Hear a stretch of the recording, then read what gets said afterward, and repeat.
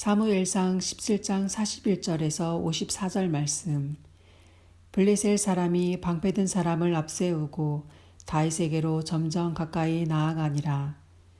그 블레셋 사람이 둘러보다가 다윗을 보고 업신여기니 이는 그가 젊고 붉고 용모가 아름다움이라. 블레셋 사람이 다윗에게 이르되 내가 나를 개로 여기고 막대기를 가지고 내게 나와왔느냐 하고 그의 신들의 이름으로 다윗을 저주하고 그 블레셋 사람이 또 다윗에게 이르되 내게로 오라 내가 네 살을 공중의 새들과 들짐승에게 주리라 하는지라.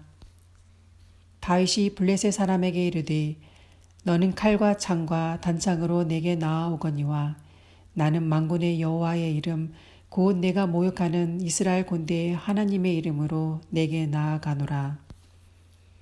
오늘 여호와께서 너를 내 손에 넘기시리니 내가 너를 쳐서 내 목을 베고 블레셋 군대의 시체를 오늘 공중의 새와 땅의 들짐승에게 주어 온 땅으로 이스라엘의 하나님이 계신 줄 알게 하겠고 또 여호와의 구원하심이 칼과 창에 있지 아니함을 이 무리에게 알게 하리라.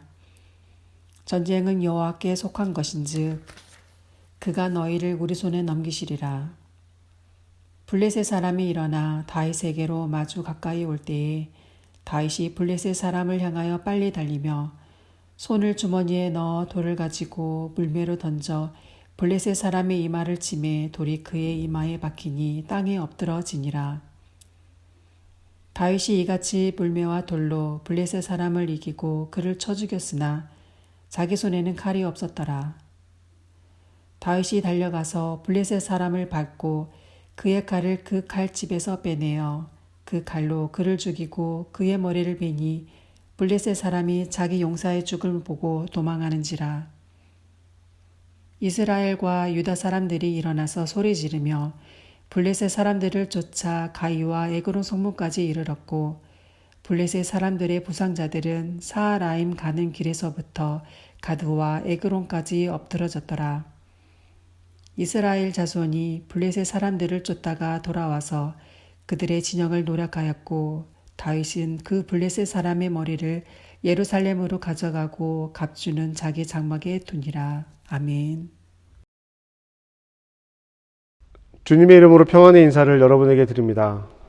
여러분, 지난 주간 우리 공동체 성경 읽기 예비 모임을 시작을 했는데요. 어려워하시는 분들도 계시고 이런 모임 자체를 불편해하시는 분들도 계실 것입니다. 그럼에도 이렇게 시도해 보는 것은 이것을 통해서 우리가 하나님의 말씀에 공동체가 그룹이 다양하게 다가서는 방법을 모색하려고 하는 것입니다. 그 이유는요, 말씀이 가진 능력을 통해서 우리를 말씀에 더 많이 노출시키고 하나님의 능력에 더 많이 노출시키려 하는 노력입니다. 말씀의 능력이 우리의 이야기가 되어야 되겠다라는 것이죠. 그런 축복이 우리 안에 있기를 주님의 이름으로 축복합니다. 여러분, 다윗과 골리앗의 이야기는 우리가 너무나 잘 알고 있는 이야기입니다. 교회에 다니지 않는 사람들도 이 다윗과 골리앗의 이야기 정도는 다 알고 있습니다. 다윗과 골리앗, 약함과 강함, 이것을 상징하는 두 사람이 전쟁터에서 만나게 되는데요. 모두가 예상하는 것은 다윗이 져야 하는 것입니다. 그러나 우리가 너무나 잘 알고 있듯이 다윗이 이기고 골리앗이 패배합니다. 다윗과 골리앗의 이야기가 유명한 것은요, 이 이야기가 일반적이지 않기 때문입니다. 일반적이지 않는다라는 것은 우리가 이 이야기를 아이들에게 더 많이 들려주는 이야기이기도 하다라는 뜻입니다. 골리앗을 물리치는 다윗이 되기를 원하기 때문이죠. 그러나 여기에 한 가지 살펴봐야 할 것이 있습니다. 골리앗을 이긴 다윗이 어떤 삶을 선택했는지에 대한 이야기가 아니라 다윗이 골리앗을 이겼으니 우리도 이길 수 있다는 식으로 이해하면 안 된다는 것이죠. 그리고 이 이야기는 단순히 어린이들을 위한 동화가 아닙니다. 오늘 우리가 이 삶에서 적용해야 하는 이야기를 담고 있다는 것이죠. 그러니까 단순히 다윗이 골리앗을 이긴 것에 초점을 맞추는 것이 아니라 그 이야기가 담고 있는 의미를 아주 분명하게 생각하고 더 깊게 들여다봐야 한다는 것입니다. 단순히 성경을 읽거나 아니면 더 깊게 말씀을 묵상할 때 우리는 하나님의 말씀이 1차적으로 우리 삶에 적용되기를 원합니다. 그리고 그렇게 하기를 노력합니다. 그렇지 않으면 하나님의 말씀이 우리와 상관없다라고 생각하게 되기 때문이에요. 많은 이야기들이 그렇게 우리를 이끌어 왔습니다. 다윗의 이야기를 우리 삶에 그대로 적용하기 어렵습니다. 우리는 여전히 골리앗보다 더 강한 세상의 힘을 지켜보고 있기 때문이죠. 그래서 우리가 자녀들에게 혹은 다른 이들에게 다윗처럼 똑같이 골리앗과 싸워 이기라고 왜 너희는 이기지 못하냐고 말한다면 그것은 또 다른 폭력이 될 수도 있습니다. 그렇기 때문에 우리는 다윗과 골리앗의 이야기가 원래 어떤 의미를 갖고 있는 것인지, 왜 그 이야기를 전하고 있는 것인지 그 의미를 더 들여다봐야 합니다. 그리고 그것이 우리 삶의 이야기가 되어야 하는 것입니다. 이야기, 스토리, 이것이 중요해요. 우리가 성경을 읽는 이유도 그렇습니다. 성경의 이야기가 우리 삶의 이야기로 전환되기를 원하는 거예요. 똑같이 1:1로 전환되는 것이 아니라 그 이야기가 담고 있는 그 의미가 우리 삶에도 담겨지기를 원하는 것이죠. 그래서 우리 삶을 지배하는 이야기, 우리가 나누는 이야기가 무엇인가? 결국은 그 이야기가 우리의 삶을 이끌어 간다는 것을 여러분 기억하시기 바랍니다. 우리 공동체가 성경 읽기를 통해서 하나님의 말씀을 우리 삶에 들여놓는 것을 시도하는 것이 바로 그런 이유예요. 하나님의 말씀이 우리 삶에 채워지기를 원하는 것입니다. 1차적으로는 그 말씀을 읽어야 채워지겠죠. 그리고 더 깊게 그 말씀을 읽으면서 그 말씀이 가지고 있는 의미를 알아가야 할 것입니다. 유진 피터슨은 우리의 상상력이 골리앗에게 사로잡히는 대신 하나님께 사로잡히는 것을 선택해야 한다라고 이야기합니다. 다윗의 이야기가 바로 그런 이야기라는 거예요. 골리앗에 압도당한 타락한 상상력은 다윗을 보잘것없는 사람으로 여깁니다. 그러나 골리앗을 경외하는 사람들은요, 그 길을 가게 되어 있다는 거예요. 다윗을 무시하는 그 길을 가는 사람들, 그러나 결국 골리앗의 길을 가게 되어 있다는 것입니다. 골리앗을 지배하고 있는 힘, 골리앗을 상상하는 사람들은 골리앗을 생각할 때 강력한 힘, 큰 키를 상상합니다. 거대한 무기를 상상합니다. 그러나 다윗의 이야기는 하나님으로 가득 차 있습니다. 말씀을 통해서 우리가 이 이야기를 조금 더 깊게 살펴보려고 합니다. 사무엘상 17장에 기록된 다윗과 골리앗의 이야기는요, 단순히 다윗과 골리앗의 이야기를 나누고 있는 것은 아닙니다. 이것은 사울과 이스라엘에게 주는 교훈입니다. 그리고 이 이야기는 16장 7절 후반절에서 말씀하셨던 하나님의 말씀의 성취이기도 합니다. 내가 보는 것은 사람과 같지 아니하니 사람은 외모를 보거니와 나 여호와는 중심을 보느니라. 아멘. 이 말씀에 분명히 드러나고 있습니다. 내가 보는 것, 사람들이 보는 것, 외모와 중심. 이것은 단순히 사울과 다윗의 이야기에만 적용되는 것은 아닙니다. 이 비교는 엘리압과 다윗의 비교였고 사울과 다윗의 비교입니다. 그리고 이방 나라들과 이스라엘의 비교이기도 합니다. 이 이야기를 통해서 이스라엘이 만들어가야 하는 이야기를 하나님께서는 분명히 이스라엘에게 하고 있는 것입니다. 이 이야기가 가장 극적으로 펼쳐지는 장소는 엘라 골짜기입니다. 지금 엘라 골짜기에는요, 블레셋과 이스라엘이 마주하고 있습니다. 블레셋에는 골리앗이라고 하는 강력한, 더 이상 설명이 필요 없는 강력한 사람이 있습니다. 여기 군대도 항해요. 그런데 이 싸움을 앞에서 도두는 이 사람도 강력합니다. 골리앗이에요. 가장 강력한 힘을 상징하고 있다라고 하는 것입니다.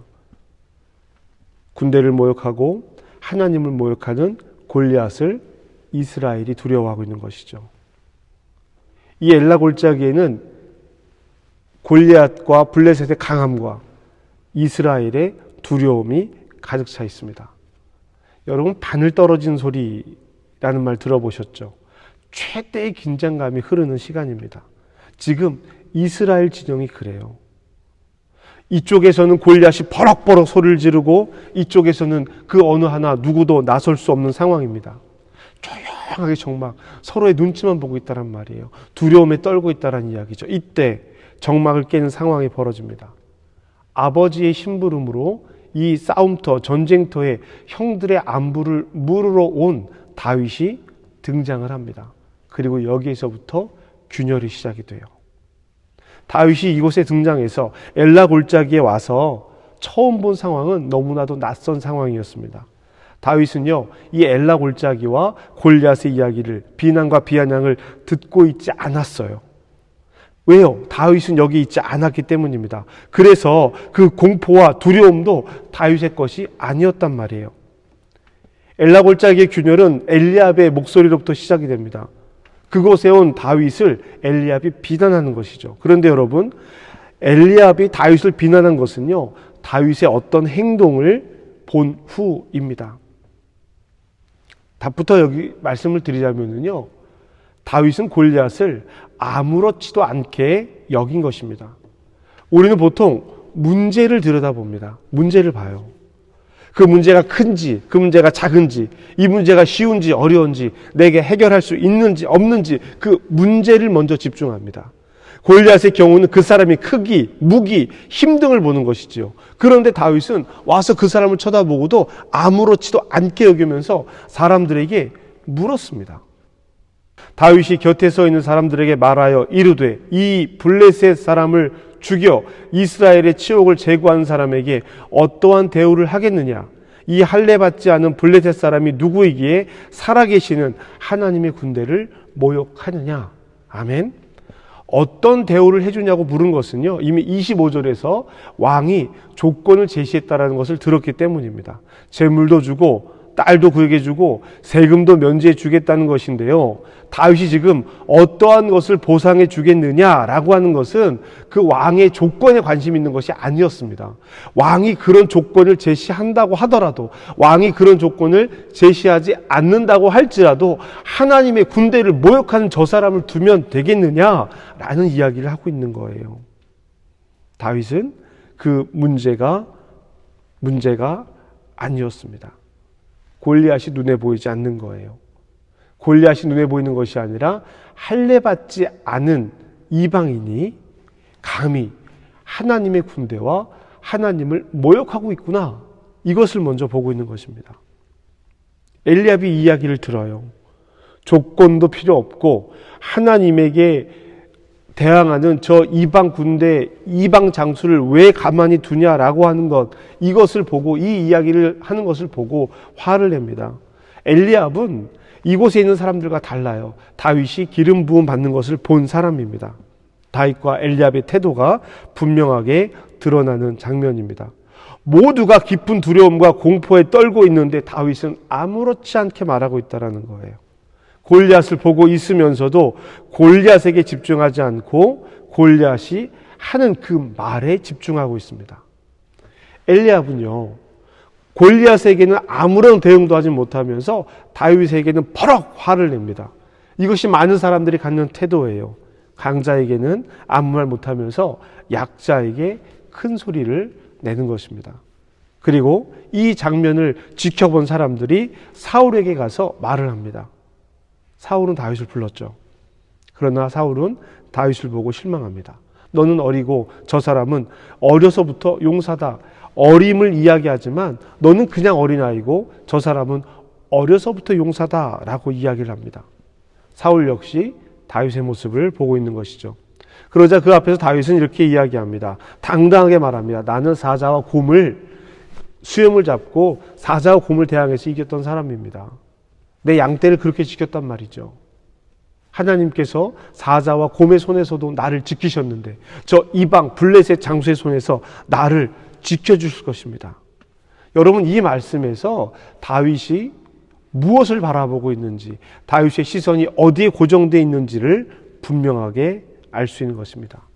겉을 보는 사울과 자기의 신념, 즉 하나님께서 나를 구원해 주실 것이라는 믿음, 이 믿음을 말하는 다윗과의 차이입니다.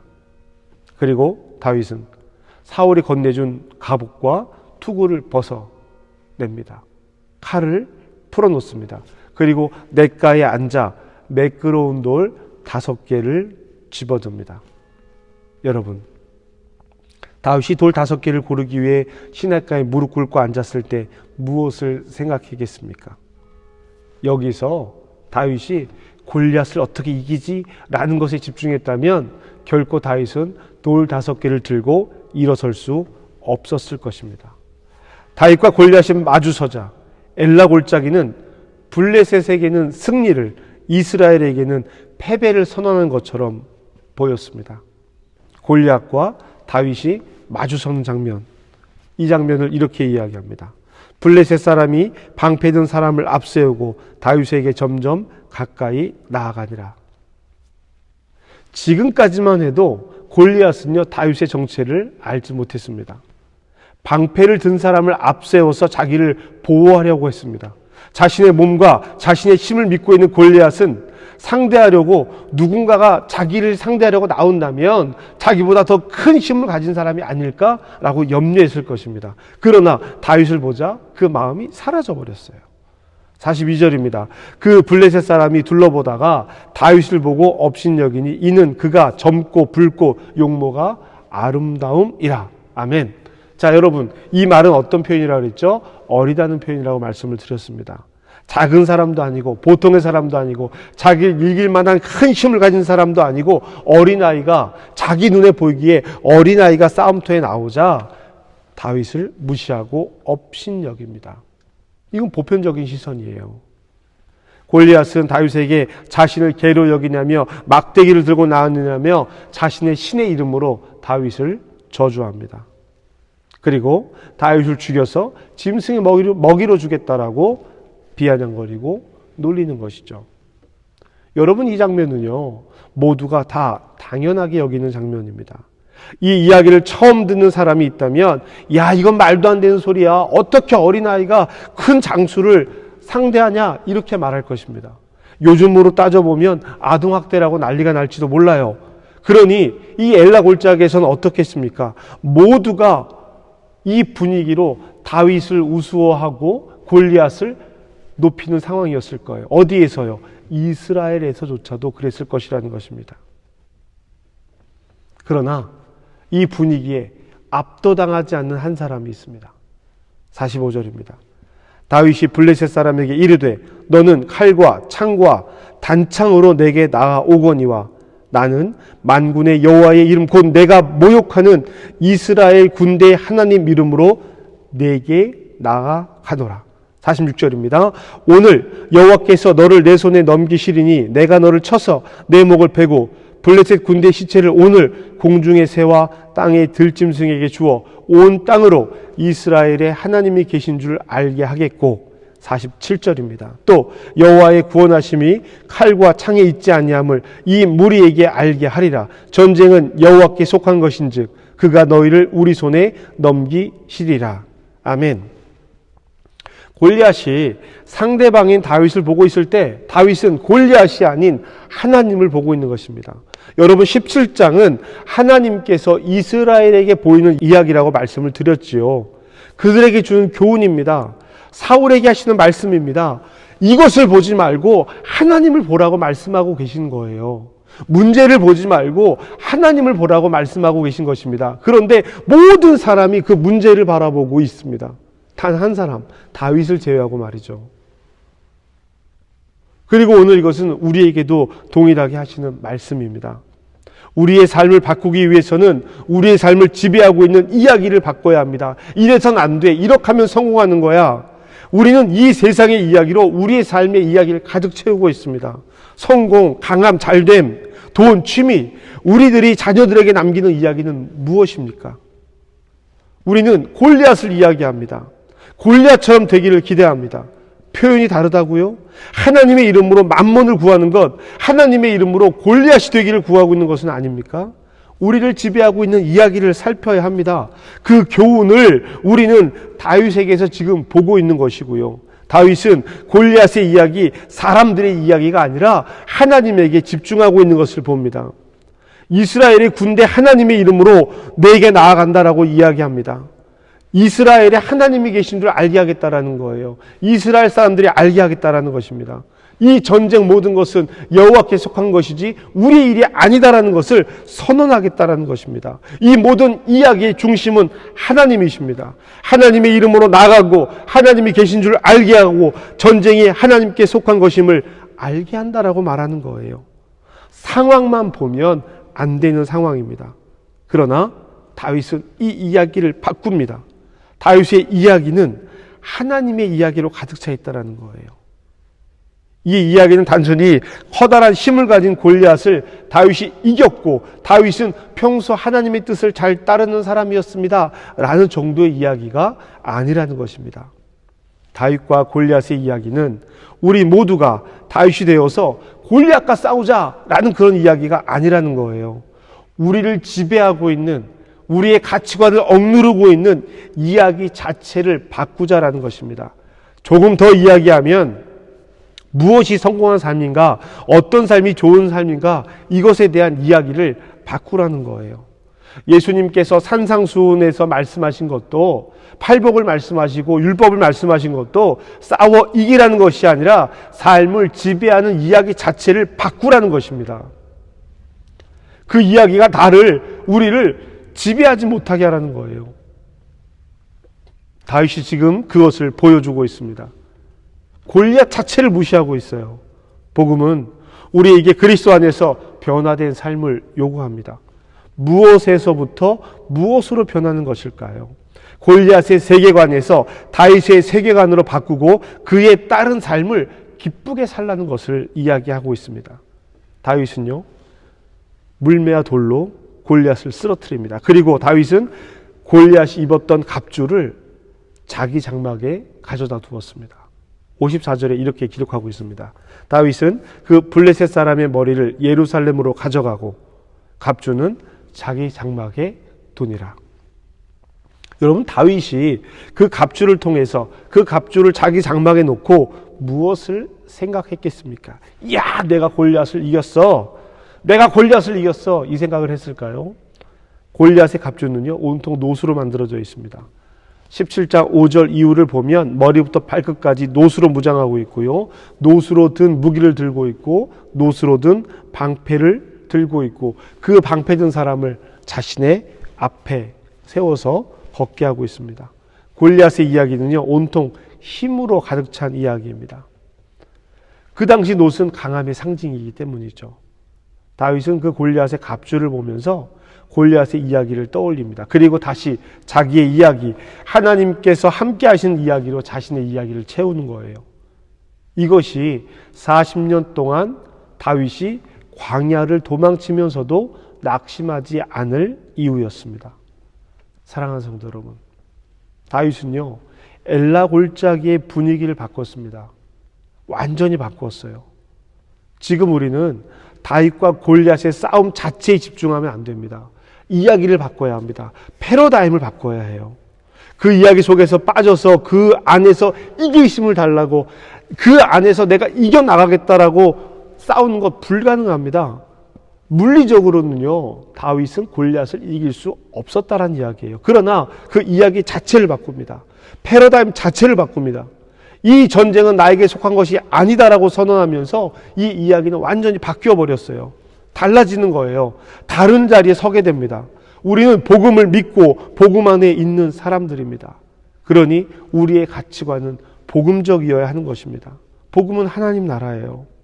저와 여러분에게 하나님 나라가 임하여 하나님 나라의 백성으로 살아가기를 주님의 이름으로 축복합니다. 오늘 우리는 우리를 지배하는 이야기를 바꿔야 합니다. 이미 바꾸었잖아요. 그럼 강화해 나가야 합니다. 우리 교회의 이야기를 바꿔야 합니다.